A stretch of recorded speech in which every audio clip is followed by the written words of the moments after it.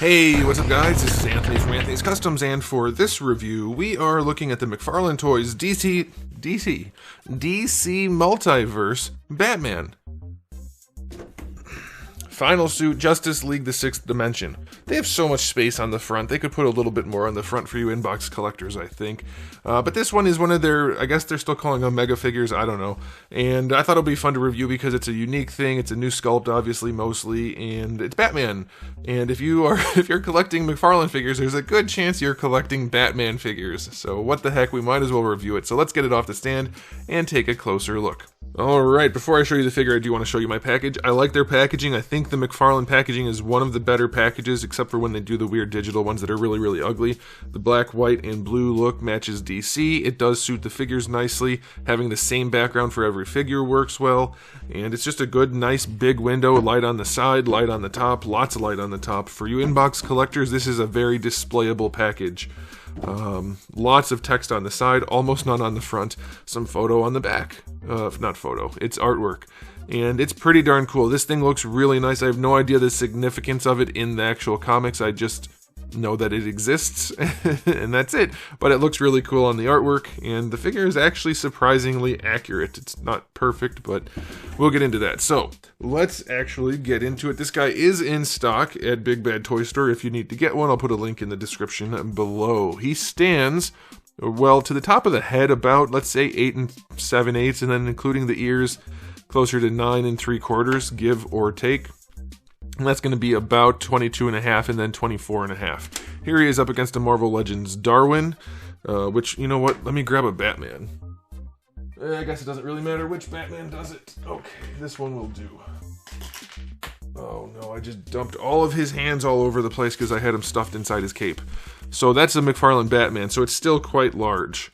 Alright, now, can somebody explain this to me? All of Batman's power suits that he wears or has, I don't know, seem to be the wrong size for a person to fit in, and I don't know. Is he supposed to be in there? Or is it just like a robot? What is happening? Because there's no way he fits in there and is able to pilot that, so let me know. But yeah, it's a big figure, and they're generally well priced, I guess, for the McFarlane stuff, so that's alright. So let's do a question of the day. Are you guys into these more obscure things? Are you getting them just for the shelf variety? Are you not getting them? Where do you fall? For me, I don't mind having them as long as they look decent, and this one almost does, so we'll decide by the end if it's actually worth it. So let's go ahead and get into the aesthetic. I have to say, the artwork always shows the gold parts kind of shimmery, and they did a texture on this and did gold paint, which does give it that almost shimmery effect. I think they could have done a little bit more texture for a little bit more effect, but it does kind of work. I have to say they did a pretty good job there. Where there is paint work, it is nice and clean. The face part, it's maybe not as fancy looking as the comics, but it does have kind of a glowy effect, so that's okay. But here's the problem with this guy. He's mostly this off-white plastic with lots of panels, but no paintwork at all. No panel lining, none of the details are painted, nothing. It is just solid white where there isn't gold or black. And it's very drab looking as a result. So if you wanted to paint this, you can make this look awesome because the sculpted details are there. They're just not painted. Now, I'm not saying you should have to do that, and it's not a bonus point. It's just that it does have the sculpt work, so that's kind of nice. But the paintwork isn't great in a lot of places. There's a lot of fuzziness, and it's just okay. It's just passable enough. This is the problem with a lot of McFarlane figures. The sculpt is there, but the paint's not, which I guess is better than having nothing. Like, a lot of the Hasbro figures are just reused bodies with no sculpt or paint, so I guess that's a good thing, but it's still not good enough. I don't know. It's a hard thing to decide because we do get a lot more new sculpts with Todd. So anyway, the aesthetic on this guy, I'm just going to go 7 because of the lack of paint. It looks like an unfinished product. It looks like a prototype in a lot of ways. If it wasn't for this part being actually semi-detailed in the paintwork, it would look unfinished. Okay, oh, and then the other thing, I guess this is part of the aesthetics, not that the wings fall off too easily, we'll talk about that later. The wings, if you want to call them wings, are not accurate to the source material. These are reused wings. They're kind of close enough, I guess, that what the heck, but the plastic they're made out of is super cheap, and those marks aren't from me. Those marks came from the factory, and they're not rubbing off. This one did kind of. It was lubricant. I don't know why they had lube on it. but that's not for me. My hands are dry, if anything. I'm not leaving marks behind. You can see it's from the mold, actually. So they look cheap, and they fall off, so that's a problem. So, okay, onto the accessories. You don't get any. You get the DC display stand. That doesn't really count. And you get the card that has the cool artwork that makes the figure look less good. So there's that. Like, it doesn't need a ton of paintwork, honestly. Just panel lining would bring it to life. Some shading, that kind of thing. Okay, so let's talk about the articulation. First things first, these wings, they fall off like right away. They have no real retention in here.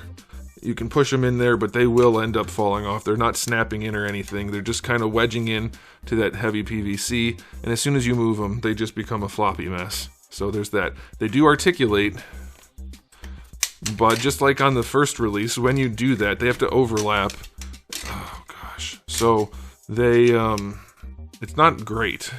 It kind of makes a bat logo, so I guess you could leave it like that if you wanted. And that's fine for a shelf. It's better than having just giant wings, but they're still really cheap and not very good looking, and they fall off too easily, so let's set those aside. Other articulation on this guy includes a head that moves around enough. It's on at least a single ball peg, hard to say for sure because I can't get in there. But it moves around well enough. The shoulder pads are flexible and connected to the arms, which is a great call. Surprisingly though, the shoulders don't have that ball peg in there to let them move around. So they just move around like standard ball hinges. They do work pretty well though, so I like that. There is a bicep swivel, though the shoulder is so small compared to the arms, you don't get a whole lot of range out of that before it starts bumping into the body. Single jointed elbow gives you 90 degrees. That's probably good enough for a thing like this, I'm guessing. Shoulder could be a little tighter, but it has some retention, like it's notched, so it should be okay. Ball hinge wrists, those work well enough. And then for the torso joint, it's not bad. It is a double ball peg, so you can shift it. And it moves around nicely. I think they probably could have tweaked it some so that the forward lean would be better, but as we know, nobody wants their figures to lean forward these days.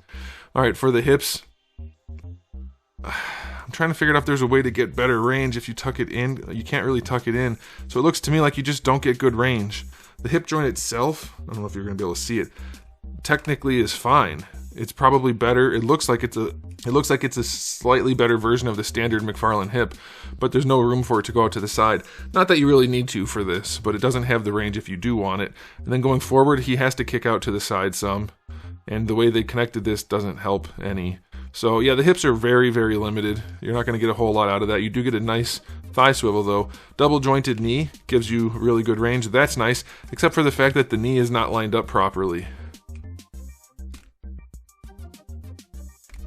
I guess it's not that bad. This one's worse. That's weird.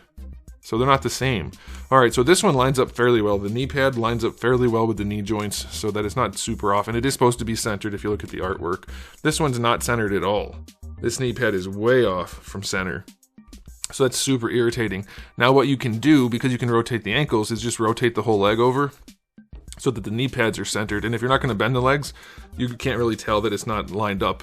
But if you want the knees facing forward, the knee pads point out to the side. So that's pretty irritating. Now the ankles, heavy ratchets, very little range going forward, plenty going back, but really, really heavy, so you're going to have some trouble balancing probably. Good ankle rocker though, as is usually the case, and the toe joint is kind of garbage. So it's not a very good figure. It is the kind of figure that you get for shelf presence because it's bigger and it looks unique, and that's it. So articulation wise, it's going to get a 4 out of 10. There's really not much going on here in terms of articulation that's going to be super useful. But it may serve that purpose of having a gold and white robot Batman on your shelf. So I'm going to give it a final rating of... I'm going to be generous and say 7 because it's a new sculpt and it's not super expensive, but it's not a very good action figure. I want to be very, very clear. This is not a good action figure. It is good enough if you like the way it looks and want to just put it in a hero pose on your shelf. It will fill that spot very well, but that's about it. It really should have some more paint, and it really should be able to pose a whole lot better. That's about it. So yeah, I'm gonna give it a generous 7 if you're okay with those things. Otherwise, anything lower than that is fine. I'll allow it. But let me know what you guys think in the comment section below. Yeah, I can't say much more than that. I didn't give it a cake rating. He's got no real cake. He's a robot suit. Okay, thanks for watching, guys. If you enjoyed the video, please do give it a thumbs up. If you didn't, give it a thumbs down. And if you haven't subscribed, you should. I have new videos just about every single day and thousands already on the channel. So make sure you come back for all of that. And in the meantime, keep collecting.